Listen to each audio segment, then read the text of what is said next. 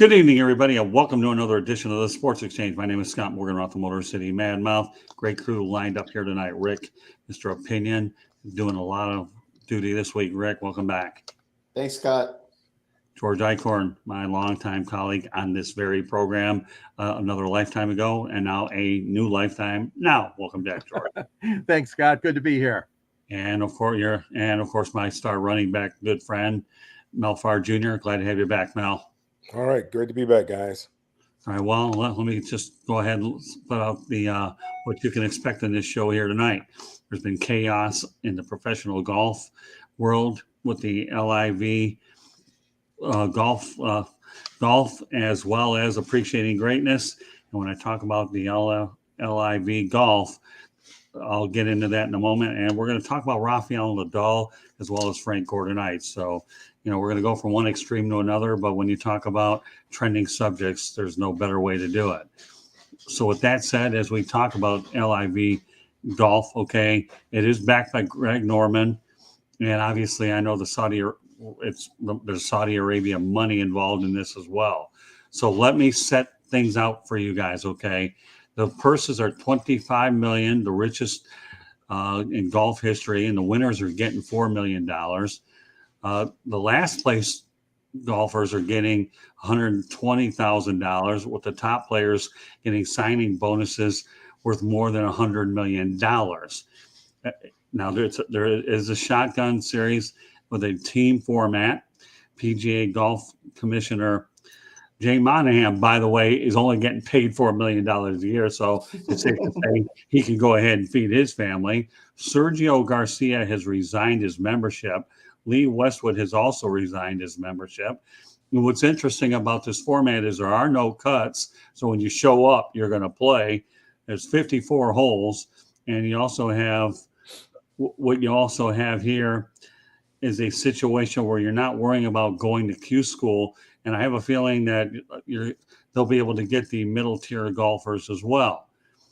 And there'll be 7 regular events. There'll be a season-ending team championship at the Trump National worth a $50 million purse from October 27th through the 30th at the Trump National Golf Course out in Duval. Now, again, mind you, the PGA Tour has responded by suspending 17 golfers from all events today. I mean, as I continue to look at this whole thing, it just blows me away on a lot of different fronts because, as I told you, there's the shotgun start, the team format. So it kind of gives you that Ryder Cup approach a little bit where they have a little bit of everything. Now, as I talk about the fact that this is a major competitor for the PGA, let me go ahead and mention some of the names that are involved. Phil Mickelson, obviously, is one of the big kingpins of this whole deal.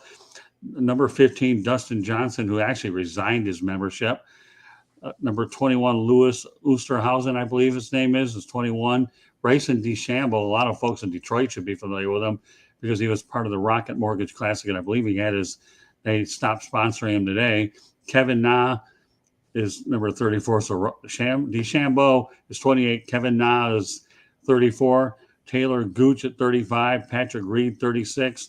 And as I mentioned, okay, avoiding Q school means you're automatically going to qualify regardless. And again, they're looking at some of these other guys. So with that said, when we talk about the competition factor, when it comes to competing leagues, auto racing could look back at kart versus Indy.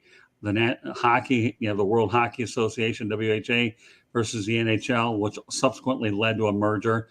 The NBA versus the ABA subsequently led to a merger. And, of course, one of the big ones here you're looking at was the NFL versus the AFL. And, again, there's only 7 regular events, so these guys are going to have to play a lot of events, and they can make a good living off the short ones, just, again, taking the risk on a new series. So I know I threw out a lot of information out there as expected. So, Mel Farr, what do you think of LIV golf? Do you think this thing is here to stay?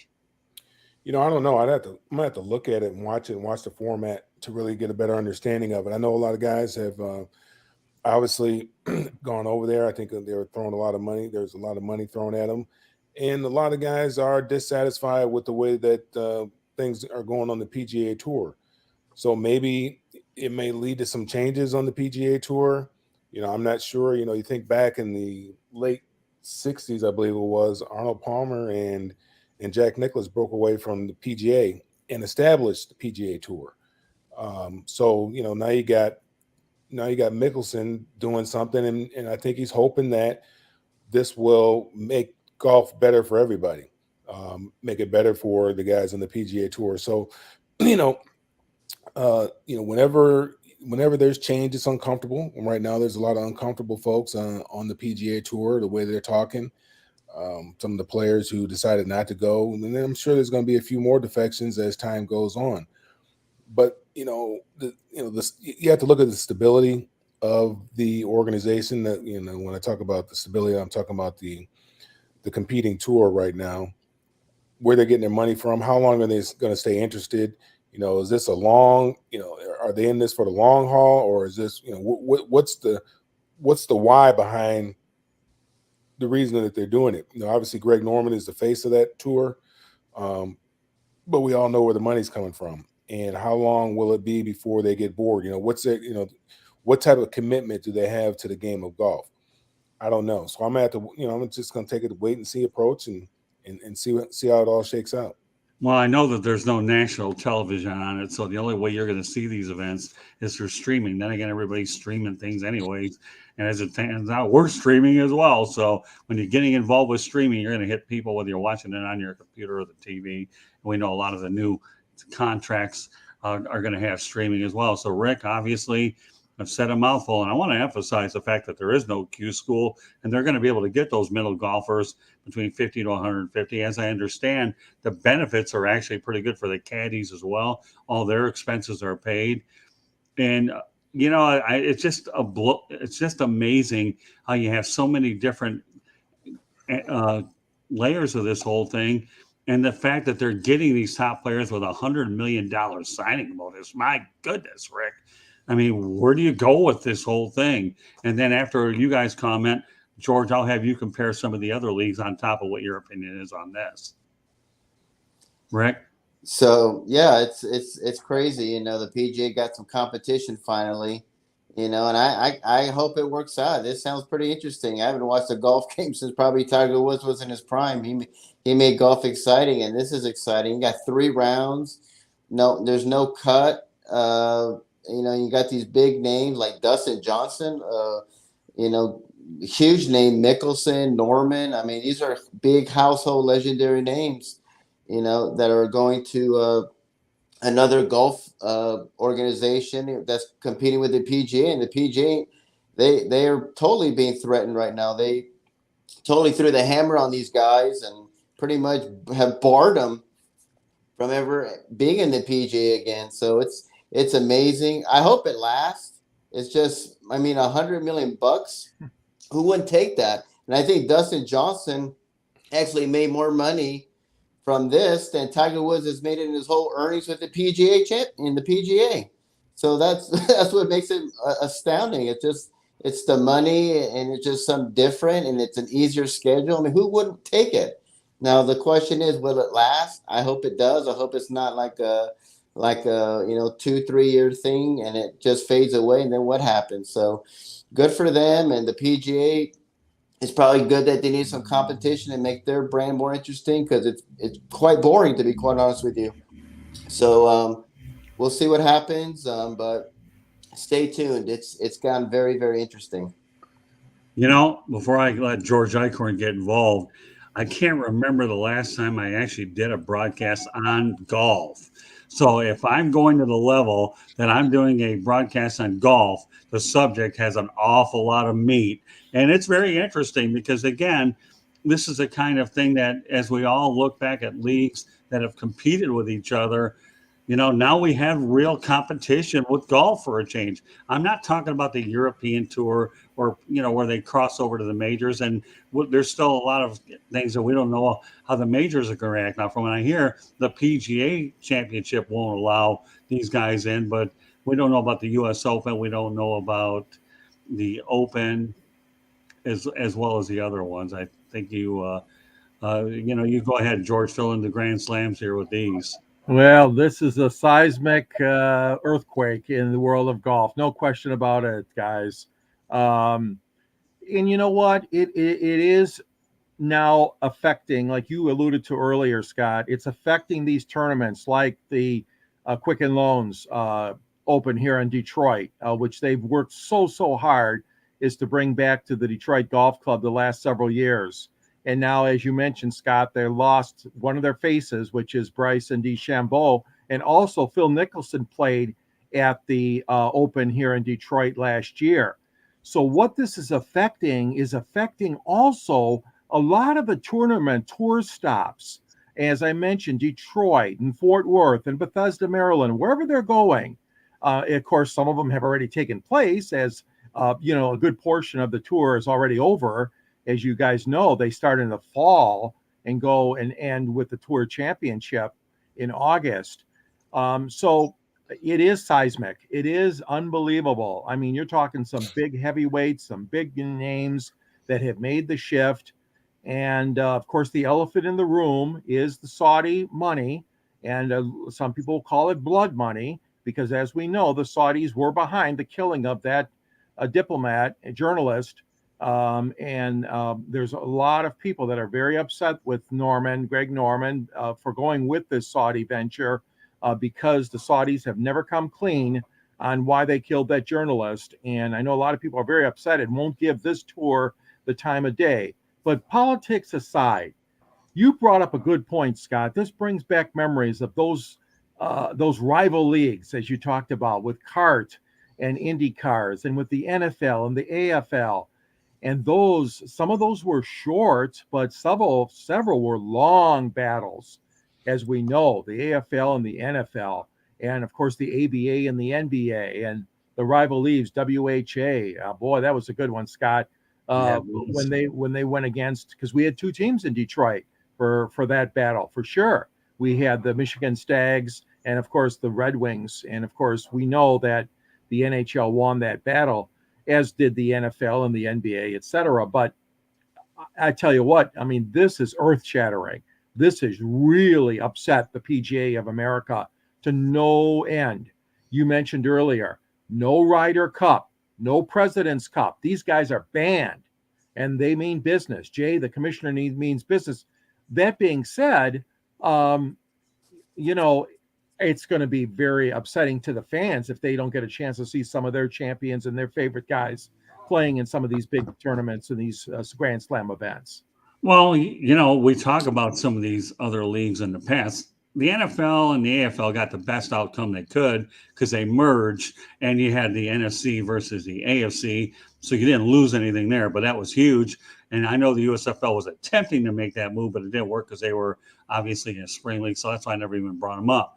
But the WHA versus the NHL is different. I'll tell you why. Bobby Hall goes to the Winnipeg Jets.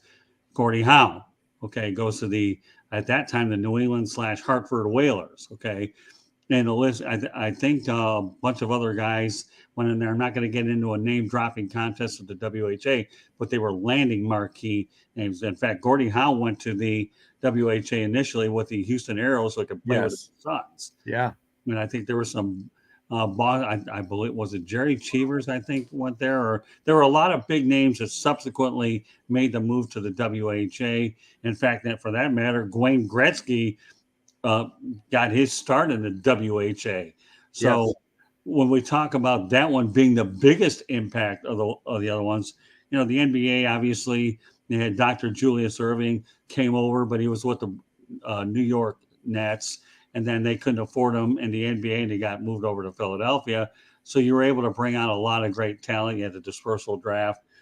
So, again, competition is good. It's just sometimes leagues or organizations definitely get, rattled by it. And I can tell you, like you said, George, the word seismic to me is a perfect adjective to describe the state of the PGA Tour versus LIV. Yeah, I'm not going to say moralistically it was right by what the Saudis are. This is not a political show. All we're trying to do is talk about the competition factor amongst leagues where you can make a lot of money, let alone the fact that you have one that's only playing 7 or 8 events all year. There's no crime in wanting to feed your family. and some of these events are being played on American soil. So, to me, it's just unbelievable. You're right, and they think they've got 3 events so far scheduled in the United States, and listen, if this continues, they get big names like this. They're going to expand to bigger things. I mean, they're going to probably have 10 events before too long. Maybe only 7 are scheduled or whatever it is now. And if this continues, like you said, they're waving this big money in front of these players. There's going to be a lot more they're going to want to jump, and who knows? I mean, I think it could grow even bigger and become even more of a rival than it is as it appears right now. Well, sure, it's your first year, only has so many events, but when you think about the season-ending championship ending at Trump National with a $50 million purse from October 27th to the 30th out in Doral, that's unbelievable. I'm not even talking about Donald Trump, but we all know that Doral is known for the Blue Monster? Yes. That's a pretty challenging course for what I know, and so you've got that marquee event at the very end of the year. So yeah, you're only talking maybe 7-8 events so far this year because they're just starting this whole thing. It makes you wonder where everything is going to go thereafter. And again, I'm really curious about where the major events are going to take. So Rick, any closing thoughts on this seismic move in the golf world? Well, I hope it works out because I'll watch it. I'm interested, and I'm not a golf fan at all. I haven't watched a golf game since Tiger Woods.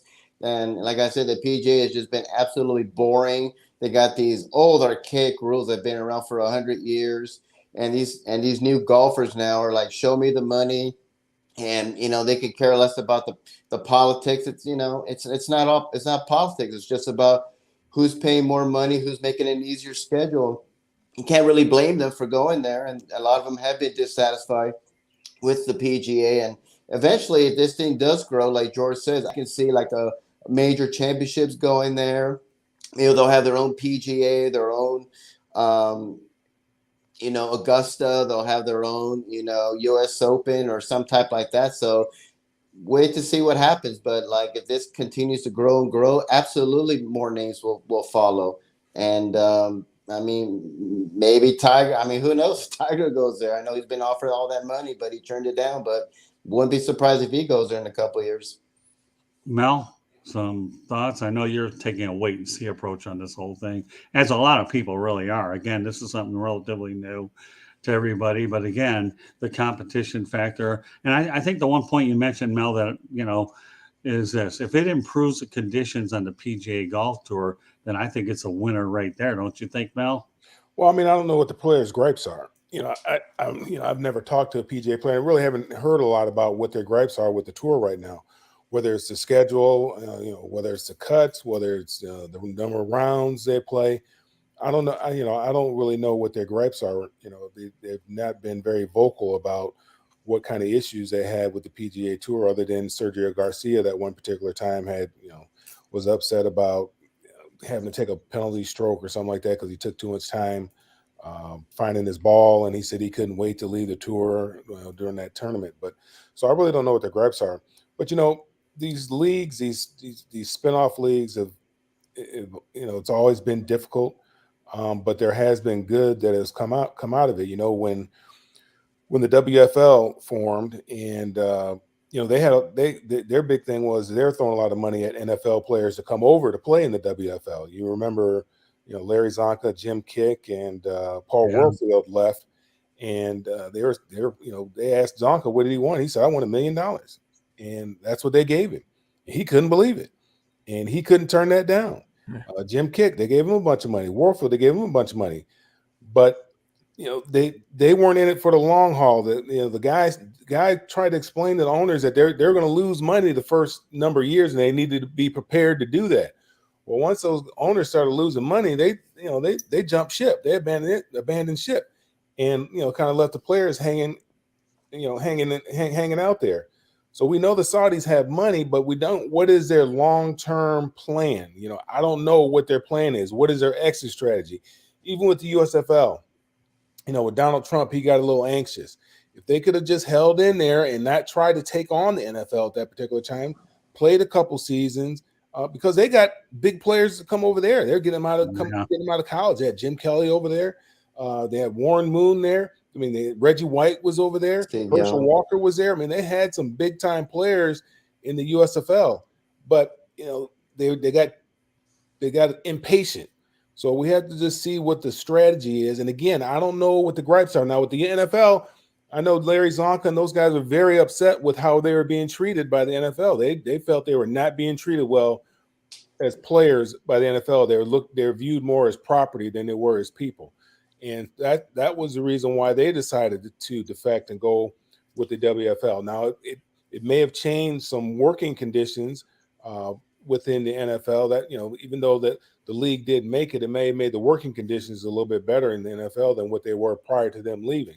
So whatever kind of gripes they have right now, they'll have an opportunity to deal with them. Now, the key is, like you said, big name players have to go. Tiger Woods, I doubt he's going to go because he's chasing legacy. Phil Mickelson is a big time player, but Phil really, he's over 50. He's he's really more on the senior tour, even though he still plays on the regular PGA tour. But you start getting some of these, Ricky Fowler's, obviously DeChambeau, he's had some success out there. DJ's had some success out there, obviously, as well. You get a few more of those big name younger guys, in the 30s. Then the PGA Tour is going to have to take a step back and look at themselves. And it's not so much that as Rick's saying that the game is boring. I just get tired of the announcers. They just sound so arrogant to me. And they sound like the PGA Tour, like we're the PGA Tour and we're better than everybody else. And I don't like the way they announce the matches. Maybe it's either the announcers I don't like or the way that they announce the matches that I don't like. That the guys are extremely, to me, in my opinion, extremely arrogant, most of those commentators. Yeah, it's amazing, though, when I look at this list, and I'm going to repeat it again real quickly before we go on to the next subject. Dustin Johnson's impressive. We already talked about Bryson DeChambeau, Kevin Na, Louis Oosthuizen, Taylor Gooch, Patrick Reed. I mean, that's a pretty good start. And, of course, all Sergio Garcia does is add credibility to it. We know about, like you said, Phil Mickelson's on the back end and Lee Westwood as well. I got to tell you, George, some other thoughts, and I have one other thing I want to mention about golf, and then we'll go on to the next thing. Well, I echo what Mel says. Golf is kind of an elitist sport. They're not relating to the average man or woman playing the sport of golf for leisure. Let's face it, we don't have the talent that these people do on the golf course. And I think there's a gap there between the audience, like you said, Mel, watching on television and hearing. And I never gave it too much thought, Mel, and Scott and Rick, about the announcers. But yeah, these guys a lot of them are former golfers. I mean, Jim Nantz is Jim Nantz. I like Jim Nantz. Jim Nantz is good. I don't have a problem with Jim Nantz. Yeah. And the guy on NBC, what's his name? Does the Olympics too? Not Tirico, but Dan Hicks. Wasn't it Hicks? Yeah. He's good. I mean, the old days, gosh, remember Jim McKay and Pat Summerall? Pat Summerall. Jack Whitaker did such a great job with golf. But there is sort of a gap there. But time will tell. I mean, that's the big thing. We can't rush and make haste judgment on this league yet, because there's going to be time. There's going to be a feeling out process, and boy, they're shoving the money down to a lot of these players. But time will tell whether there's an interest or not. And then, Scott, you hit it on earlier. Are they going to get a TV contract? Because right now, a lot of Americans don't stream. They don't stream news or sports, and I know some of them do. A lot of people do, but there's still a lot that don't. So if you don't have ABC or NBC or CBS or ESPN covering this, you're losing out. You're losing out on a big audience there that's not even going to see these guys playing, even though they are throwing all this money to them. So I'm going to be watching for that too, whether they land a TV contract. Yeah, I wouldn't hold your breath. I have a feeling they're going to put their eggs into the streaming basket. Now, I got to tell you an interesting story about Jim Nantz, though. I was over at the National Sports Media Association event. He was honored. I asked him if he would ever consider baseball. No, I'm happy with golf. He didn't want to take the baseball plunge. He really didn't. Is that right? It takes us. Oh yeah, no. He told me it was really nice. I mean, I talked to him. A really nice guy. Took a photo with the guy and everything. No, he didn't want to take the baseball plunge. In terms of what Mel said, the Memphis Southmen were the ones that signed those former Dolphins players. That was, I believe, it was Jim Kick and Well, Larry they were Zonka. supposed to go to Zonka. Canada. It was a Canadian. They were going to Canada first, but something happened. I can't remember what it was, and they ended up relocating. Yeah, I know. Yeah, I know who you're talking about. They were the Northmen, and they ended up moving to the Southmen. And actually, the guy who I actually had a chance to talk to was John Bassett at the time, who was the owner of the Tampa Bay Bandits. Really nice guy. I spent time with him because I did cover a USFL championship game. And what was the problem was he had brain tumors, and he didn't have the strength to go ahead and fight Donald Trump and tell him this is not the right move. Donald Trump simply wore him out. John Bassett unfortunately passed away and didn't have the strength to fight it out. But it was too bad. The USFL was a heck of a league, but albeit they were in separate seasons. So, I mean, I'm kind of like you, Rick. I hope this LIV golf does work and it does stimulate more competition. And I think we've cited a lot of good examples. But you know what? When Greg Norman puts his fingerprints on it, people really do have to pay attention if he's involved. I don't think he's just going to get involved. They got some pretty good names involved here. It's not like they went ahead and they're scrapping from nothing looking for credibility. They were able to get it off the bat, and I'll be curious to see what other ones affect. All right, well, what's interesting about where we started is we went from a lightning rod subject to one where we're going to appreciate a little bit of greatness, and we're going to transition over to tennis. Yes, folks, golf and tennis on the same show. And no, I'm not delirious, but these are, how can you not talk about these things over the last week? Rafael Nadal, 14 French Open titles on clay, 22 Grand Slams, a career record of 1,058, 212 for 83.3 percentage, 92 career titles, fourth in open era.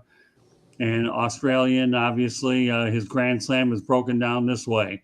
As I mentioned, 14 French, 2 Australian. Yeah, Wimbledon a couple, and U.S. Open 4. And if that wasn't good enough, his doubles record wasn't bad either at 65.1%, 138.74, and 11 more of those. So giving you a lot of numbers to forecast. Who knows how many you'll remember. But I can tell you one thing. His Grand Slams and his win total is unbelievable. Rick, some thoughts about Rafael Nadal? Well, he made history. To me, he's the greatest men's singles tennis player ever. I thought I saw Sampras, and he was amazing. And then all of a sudden, Federer came out. And I'm like, well, it's got to be Federer. And now it's Nadal. And I know we always say, numbers really don't matter. It doesn't matter how much you win. But how in the world can you discredit 22 championships, 14 on clay? Just Right. 14 in the French Open to me is what separates Nadal from Djokovic, who's second, Federer second. I think Sampras is third with 14. Emerson's 12, and Rod Laver has 11. So those are the top 5 there. And it's amazing. I mean, no one's even close to, the French Open, what he's won. They're not even in double digits. So it's amazing what he's done. I've always been a Nadal fan. I'm glad that he won. And to me, he's the greatest men's singles tennis player ever. Pretty hard to argue with those numbers. And I can tell you, George, before I turn to you, that when I lived here back in the 80s, I used to cover tennis for a weekly paper down here. And I actually played some games on clay. That's a tough surface when you're sliding all over the place. It's one thing to play on grass. It's another to play on hard court. But try to play on clay, and boy, it is not easy. And for this guy to win a Grand Slam 14 times on that very surface, my goodness. But yeah, I think that easily Rafael Nadal can make a case for being arguably the greatest tennis player of all time. I don't care about other sports when you talk about greatness or not because of eras. The one thing that differentiates tennis from other sports, it's an individual sport is what it is versus team sports and eras. So I don't think eras come into play. So with that said, George, some thoughts about Rafael Nadal. Yeah, I admire everything that he's done, everything you guys have said about him. I mean, he is in such great shape. I mean, over the years, he has maintained his health and obviously the wear and tear on his body. He epitomizes a true athlete. And I'm not taking anything away from anybody else that has played different sports. But Rafael Nadal has kept at such a high level, as you mentioned, all these years and playing on that clay surface. And yeah, he doesn't have as many U.S. Opens or he doesn't have as many Wimbledons as some of the other guys maybe. but altogether, his total package is unbelievable. He has really been a highlight of men's tennis for all these years now. And I know he's had classic matchups and he's lost quite a few against Rafael Nadal, but it's been, I mean, against Roger Federer. Federer, thank you. But there have been some classic long matches against the two.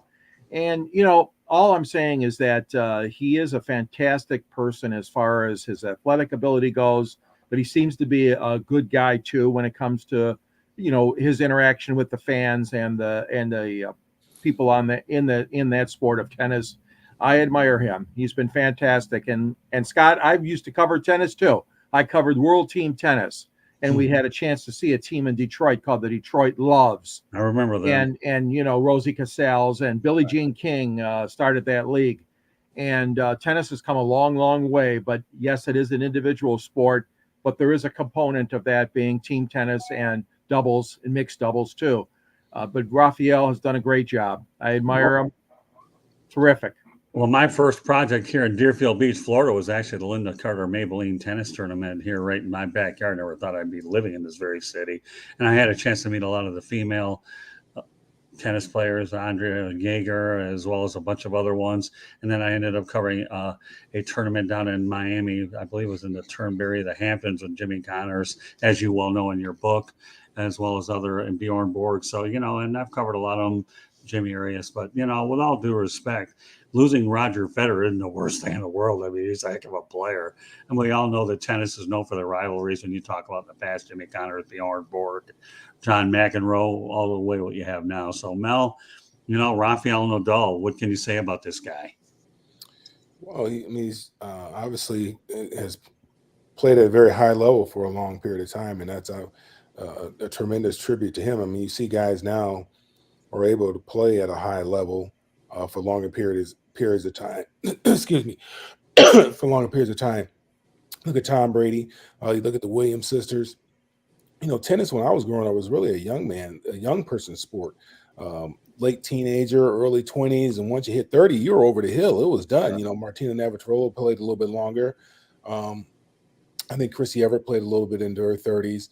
We saw Andre Agassi play a little bit, left lead for a while, and then come back and play at an incredible level in his 30s. But generally, tennis is a young person's sport, and for him to be doing what he's doing, continuing to play at the level that he's playing at with the amount of talent that's out there, and obviously he dominates on the clay. I mean, that's just his surface. He's just extremely good on that surface. He knows how to manage it. He knows how to move around on that surface.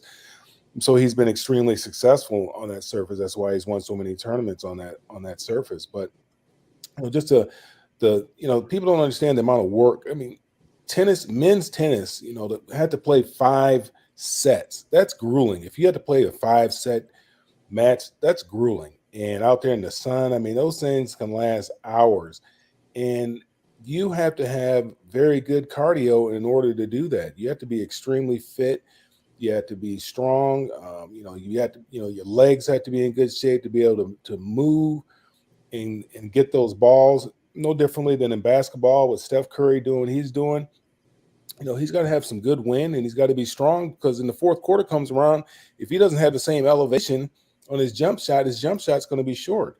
So for him to be able to do what he's doing this late in his career, it's remarkable.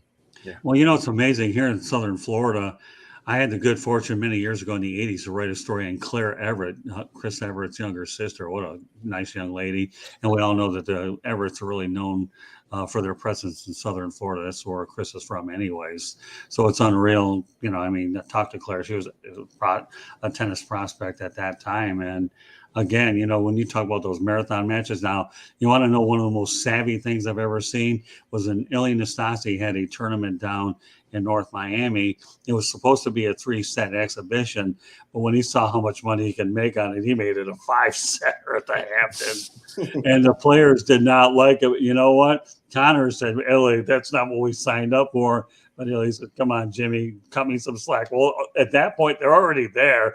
So were Jimmy and Borg going to say no and leave? No, they went along with it. But let me tell you, whether they ever got involved with another tournament with Nastase changing the rules up. Because like Mel said, the women get to play 3 sets And the men found themselves going from 3 to 5 over at the Hamptons Invitational. It was unreal. I had a chance to cover that event, so it was pretty cool. All right, well, so we'll go from one thing so now we've gone, okay, from golf to tennis, and yes, our favorite sport, football, maybe, I don't know. Why am I wearing a Miami Hurricanes hat and a Miami Hurricanes shirt? Well, I don't know. I don't know. Yeah, you didn't know a whole lot about the person we're talking about either, George, but to no fault of your own, no big deal. The only U of M you know is the University of Michigan. You don't know much about the University of Miami, but you're a Metro Detroit guy. You get a mulligan for that. But the guy that I'm talking about now is Frank Gore. Played for the 49ers, Colts, Dolphins, Bills, Jets, 5-time Pro Bowler. The most games by a running back ever with 241. The guy stands 5'9". So Frank Gore retired from the San Francisco 49ers as the third leading rusher with 16,000 yards, 81 touchdowns. And he also had 484 receptions for 3,985 yards, along with 8 touchdowns. He's 39 years old. His career spanned from 2005 to 2020, all of 15 years. But here's the thing about Frank Gore. He had 2 ACL injuries in college with the Miami Hurricanes. He was a 2005 third-round pick, 65 overall. And his durability was obviously a question mark. And in the eyes of Lee Corso, not so fast, my friend. Okay, don't give up on this guy, you know. And, of course, many years ago, Joe Montana was a third-round pick of the 49ers. So I think the 49ers have had pretty good luck in the third round. So, you know what? I got a running back on the show. I might as well talk to the running back about the running back, Mel. What are your thoughts about Frank Gore? I've always had a tremendous amount of respect for Frank Gore. I liked him in college. I liked him when he was drafted by the 49ers. He's not a flashy guy. Nothing that he does exceptionally well. He just does, everything at a very high level. Great balance. He's not a very big guy, only 5'9", about 210 pounds, somewhere in that area. But just got the job done and was always available. The key in the NFL, your best quality is availability, and he's always been available. He's been durable, and that's what's enabled him to play as long as he played and amass the amount of yardage that he was able to amass over the time in his career. I mean, 16,000 yards, that's a lot of yards. There's no question about that. But I have nothing but respect and admiration for him and what he was able to accomplish in his career, and wish him the best in retirement. I mean, think about the guy at 16,000 yards, and he had 2 ACL injuries in college back in 2000, early this century. I know years ago, a knee injury was a career ender. We all know with modern medicine being what it is, nobody knows it better than you, Mel, in terms of what these knee injuries are, the debilitating ones. And I can think of all the running backs to talk about here, but when you think about Frank Gore, what his legacy is, durability, 241 games played, George Eichorn. I mean, I know now you're talking about a different U of M here, but what have you learned about Frank Gore? Well, you brought up a good point. I mean, he only played 28 games in 4 seasons in college. He missed 1 season entirely. Right. So basically 28 games in 3 seasons was not as spectacular as some people, thought. But like you said, he had the injuries. But boy, oh boy, I tell you what, Mr. Durability, I tell you, I always think of Barry Sanders, obviously being from Detroit, and obviously Mel, your dad played here too with the Lions, but Frank Gore and the 49ers and some of those great teams he had, and I know, he played for a lot of other teams, like you said, Scott and Mel and Rick, but just a great career. I mean, he would not ever give up. I mean, his attitude, gung-ho attitude, play the game, play it hard, carry that ball, run and catch the ball, whatever he had to do on that offense, especially with the 49ers. He had some great memories and great games. And you're right. I mean, through the test of time, as they say, I mean, all these years and being third right now, all time. But like you said, Scott, earlier, I mean, to think about it, his career at the University of Miami was cut short, injuries and less games played than a normal guy coming out. but that didn't hold him back at all. He had a fighting spirit and had a hell of a lot of talent, and it shows that durability for a running back is something we don't see much anymore. Well, when you judge players, number one, just because they get hurt in college, you still have the pro day, and you also have the combine, so you have those things working with you. But I think what makes Frank Gore so interesting and great is he never had off the field issues. He was just a stand up citizen, is what he was, and a heck of a player. I've often wondered what Barry Sanders would have been like had he been able to catch a football in the backfield. We'll never know, but if you get him in space, he's off to the races. So it's more power to Frank Gore. I think he signed a one-day contract to join the 49ers, and he went ahead and retired as a 49er, and I think he's looking for a spot in the front office. You can rest assured he'll get medical benefits, and he'll be in the 49ers Hall of Fame. So, Rick Curti, we'll give you the final word on Frank Gore before we call it. 49ers Hall of Fame. He's going to be in the Pro Football Hall of Fame. What are you talking that about? too. Well, no, he's going to be in both. He'll be obviously in the Ring of Honor for the 49ers as well as a Pro Football Hall of Fame, Mel, and rightfully deserved. I mean, think about 16,000 yards. What is the average career of a running back, Mel? 3 to 4, 5 years? That's it? You tell me. Yeah, I mean, and he's third all-time rushing, right? Yes. Yeah, man, that's saying a lot right there, man. That's a lot. Yeah. That's a lot of yards. Let alone with the injury. No, yeah, we know he's headed to his next stop's Canton, Ohio. We know that. So more power to him. I think he's actually tried his hand in boxing too. I don't know how well that's working out, but everybody's looking to stay competitive in their own way. And I don't think that went very well for him, did it? No, I don't think it did either. But give him an A for effort for trying. He tried. Yeah. Yeah. All right, Rick. Let's talk about Frank Gore. Very, very consistent. Doesn't play around. He's one of these guys that he'll be there. He'll have a great game, but at the end of his career, and then the night you see his numbers, and you're just like, wow. Last night we were talking about Mount Rushmore of pitchers, and Don Sun was mentioned, and they were showing Don Sun's numbers, and he was a guy that wasn't impressive. You knew he was a great pitcher, but you see his numbers at the end of his career, and you're like, how in the world did he not get in the Hall of Fame right away? I mean, this guy has all the numbers, and Frank Gore's the same. He's just people just underestimate him, especially with those surgeries. I mean, I'm surprised he didn't go down even further. But I mean, he's been just remarkable, fantastic career. He's got more rushing yards than Barry Sanders, which is mind-boggling to me. The guy was never hurt, never got into trouble, never said, nothing bad about him. Just went in there, played the game, very, very humble. He just wants to play, that's all, and just get a win, and that's all he was about. And I think people look back now and say, this guy was like one of the most underrated, most underappreciated NFL players ever. He's going to the Hall of Fame, and we'll see maybe he'll go into broadcasting, coaching, or the front office. We'll see. Yeah, I think he's talked about the front office. Hey, listen, you know what? Being a Metro Detroiter, if anybody's going to move past Barry Sanders, I would rather it be Frank Gore, because after all, he endured quite a bit for sure. And he took his career as far as he could. And to me, he's a guy that simply perseveres. So, but meanwhile, guys, what an incredible broadcast we've had tonight. Talk about LIV golf, and then we talk about Rafael Nadal, and then Frank Gore. You want to talk about the triple crown of shows tonight with some unbelievable subjects all over the sports world. I think we definitely accomplished that objective as well. So with that said, any closing thoughts real quickly about any of the three things that we talked about?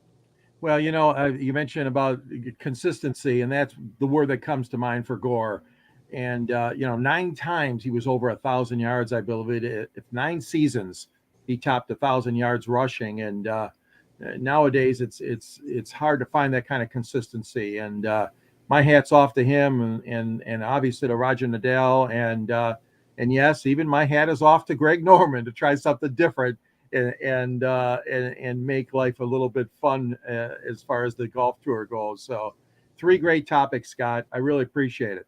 This was a great discussion, guys. All right, Rick Curti. Yeah, I think I want to go backtrack on Nadal. I think people are going to not realize how great he is, and he's been playing against 2 outstanding tennis players in Federer and Djokovic in their prime. So that gives you more credibility of how great he is. And if he can win like a couple more, I mean, he could be up there with the Tom Brady's and the Tigers and the Jack Nicklaus, the Michael Phelps. I mean, if Michael Jordan, don't forget Jordan. Michael Jordan as well, and he's 36 years old, and he looks great. He hasn't, like Frank Gore. They don't age. They get better like wine. So it's amazing what he's done. So if he can win like 3 or 4 more and maybe pass Venus and become the all-time, champion of men and women's, he'll be up there with the Brady's and the Tigers and the Jordans and Jack Nicklaus and Phelps, no doubt. Mel? What was the question, Scott? I was looking Well, at. I just wanted to give you an opportunity Well- to comment on one or all three of the things that we talked about tonight. I mean, I know we're definitely all over the sports world tonight for sure. Well, I was looking at the list and I was trying to think of who was ahead of Frank Gore, and then I see Walter Payton there. I said, man, Walter Payton put up 16,000 yards. I didn't realize he set the bar that high when he left. You just kind of forget about it. And I was just looking at how long he played. I think he played about 13 years, if I'm not mistaken, something like that. And to put up, I know the game was a lot different back then. It was, very running back centric and oriented back then. But again, it's a testament to his durability and availability as well, man. 16,000 yards in that game, man, is a lot of yards, especially for a little bitty guy. I mean, Walter Payton was only about 5'10", maybe 200, something like that. And boy, that's a lot of yards. But, you have to take your hat off to these, to the latter two that we talked about for the longevity. Longevity has a lot to do with being able to, and not just hanging around just to be hanging around. I mean, hanging around and getting things done.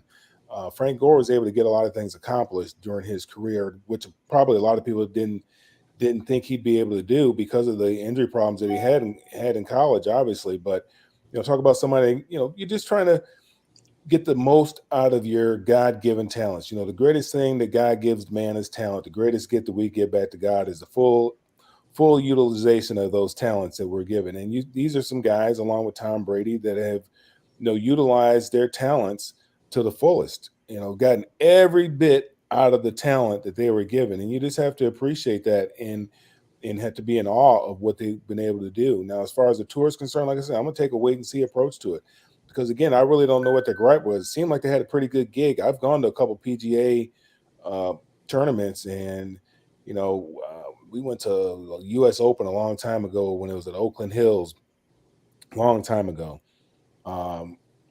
Tiger Woods was, I think Tiger Woods was an amateur at that particular time, and him and his dad were staying at our house, and my mom was dropping him off at the golf course, and we went up there to watch a couple rounds, and we were watching some guy, and I don't know what he was ranked, but I mean, he's walking down the fairway smoking a cigarette, having the time of his life. He's on the PGA Tour. Somebody's carrying his bags, and he's walking down, and he's getting a check. I don't know how bad life could be on the PGA Tour. I don't know. I'm not on the tour. I've never heard any gripes, but it doesn't seem like a bad gig. That's what I'm trying to get my grandsons prepared for, is either a life in the Major League Baseball or the PGA Tour. You don't have to be the most athletic. You don't have to be the most athletically gifted. You just have to have some good hand-eye coordination to play both games. And so that's what I'm trying to get my grandsons prepared to play, is either golf or baseball. Doesn't seem like a bad gig to me. Yeah, what I'll take of this whole thing is I'm just amazed at the fact there's no cuts, 54 holes. And, and I think they're going to get that 50 to 150 type of golfer there in terms of the middle tier is concerned. And, to me, there's just a lot of interesting in the fact But that are people going to want to watch that? That's the thing. Are people going to want to watch that middle tier? It's kind of like the USFL, what we have right now. It's good for the players because they need that live game action. Right. But are people going to really, do you really want to watch a game where, you don't have your superstars, the very, very, very best playing the game, where you don't have the Russell Wilsons, the Aaron Rodgers, the Tom Brady's, all the name people? I mean, are you willing to really invest 3 or 4 hours to watch, the bottom ranked players on the tour? Well, I don't know, 50 to 150 isn't so bottom, especially the 50 part. So it'll just be interesting some of the names that ultimately come over depending on how long this league goes on. Yeah. In terms of Rafael Nadal, you know what? I knew he was a heck of a tennis player, but when I'm looking at his numbers, I mean, it makes you appreciate him more to begin with when you consider that tennis is one sport that has one of the best traditions for a long, long period of time when you talk about the Hall of Famers you have there. And what else can I say about Frank Gore? I mean, my goodness, a position which is so demanding where you're lucky to get 3 to 5 years, and this guy tripled it, and he did it so well. So, And he's not again, going to get a second contract. yeah, that's true. No, that's a good point. So I think, with all due respect, when we can create a show like this and find three different things all over the sports world and combine it into one. And again, I don't need to pat myself on the back. I've been doing this for 42 years anyways. But I think what I really enjoy about these shows is being able to find different things to keep, that stimulate discussion. And our goal here is to make sure we entertain and inform, regardless of what the subject is, as long as we do it with good intentions and everybody has a fair opportunity to voice their opinion. That's all I'm looking to do, folks. If you've gone out there and you've been entertained and you've learned something, all of us feel like we've done our job, and I'm okay with that. And tonight, we can always joke around interchangeable terms, but our triple crown tonight was LIV Golf, Rafael Nadal, Frank Gore, and you know what? Glad to have this crew to break them all down. I think it was certainly a show where you can be a bit more versatile about things. And while football and baseball are certain our bread and butter sports as well as other ones, let's not lose sight of the fact that these other sports have excellent traditions as well, especially when themes are what they are. So, I think we take a little bit of everything from all of them, but the intrigue factor for LIV Golf, if it had my wheels turning, is one thing. But I will say this before we wrap it up. Outside the Lines on ESPN, SportsCenter had it.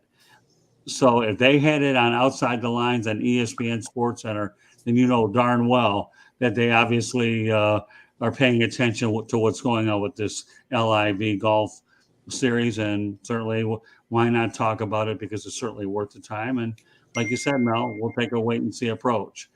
So with that said, my name is Scott Morganroth. This is the Sports Exchange here, and pleased to be joined by Rick Curti, George Eichorn, Mel Farr Jr. Rick, with that said, why don't you lead off, let everybody know how they can get a hold of you. You can find me on my website at www.charlottebats.com. You can go on there and sign a petition to bring Major League Baseball to Charlotte. I'm also on Facebook at Charlotte MLB, Charlotte Bats Baseball. Instagram is Charlotte Bats, Twitter at Charlotte Bats Baseball. And I'm also on LinkedIn under Rick Curti. If you have any comments or questions, my email address is cltbatsbaseball@gmail.com. George Eichorn. Yes, you can reach me at SNG Sports 99. And also, I'm available on email at gieichorn@yahoo.com. You can get a copy of my book, which is The History of Detroit Sports Broadcasters. And it's a great book, and you would love to have it for less than $20. And it's available. Scott has a link on the website to purchase a copy of it. And Scott, you're in that book too, because you mentioned earlier about interviewing Jimmy Connors, and you've had some great interviews, Scott, over the years, Muhammad Ali, and so many other great interviews you've done. And so that's a feature of my book as well, a nice history book of all the sports broadcasting legends from Detroit and the state of Michigan. Well, I'm glad to be a part of it. You and I work together forever anyway, so it's good that if there's anybody that can definitely go ahead and appreciate Detroit. I should also point out Rick Curti does an incredible job promoting our stuff, content, both audio as well as broadcast and written, as well as social media. George Eichorn is one of the co-hosts for Fire Up Michigan, in addition to what he does on the Sports Exchange. With that said, I'm going to hand it over to my running back, Mel Farr Jr. Go ahead, Mel, let everybody know how they get a hold of you. On all the social media at Mel Farr Jr., whether it's Facebook, Twitter, Instagram, LinkedIn at Mel Farr Jr. Email address, melfarrjr@gmail.com. And then you can find out what we have going on down here in Atlanta, and also up there in Michigan for the youth at melfarr.org. All right. Well, I guess that leaves yours truly here. My name is Scott Morganroth, CEO of the South Florida Tribune. You can subscribe to the South Florida Tribune on our YouTube channel, so you can get all the visuals off it as well, or go to our website, www.southfloridatribune.com. And you can also follow us on Twitter at Tribune South. And if you want to advertise, feel free to give me a call at 954-304-4941. The audio portion of the show can actually be heard on Spreaker, iHeartRadio, Apple, Google, Spotify, or wherever you get your podcasts. So, there's a lot of different ways to find us. Our special shout out to Candy Ebling, who does a tremendous job with going out there to make sure all the content is put up there, both not all the audio and the visual, but as well as the written stuff. And I should have pointed out a programming note that debuting on June 13th will be Fire Up Wisconsin. So, looking forward to having Candy Ebling and Eric Katz as your primary co-host. Mark Mancini and I get to take a little bit of a background there as well. We have a lot of other good shows in the works. So, we have a lot of things cooking. So feel free to subscribe to the South Florida Tribune YouTube channel. No, doesn't cost you to do it. You should have the subscribe button when you watch these broadcasts up there. Otherwise, just go to the website, locate it, or just go to our YouTube channel. And once again, you can find us at Tribune South. And you can even find a YouTube link there to find it as well. So lots of ways to go ahead and get the shows, both audio and visual. And we hope that we can go out there and be a part of your evening and process the information that we have. So meanwhile, on behalf of Rick, Curti, George Eichorn, and Mel Farr Jr., my name is Scott Morganroth. Thank you for joining us on this edition of the Sports Exchange. Take care, everybody. Until the next time, good evening and God bless everyone. And please be safe out there. Bye-bye. Good night. Good night. Good night. Bye-bye.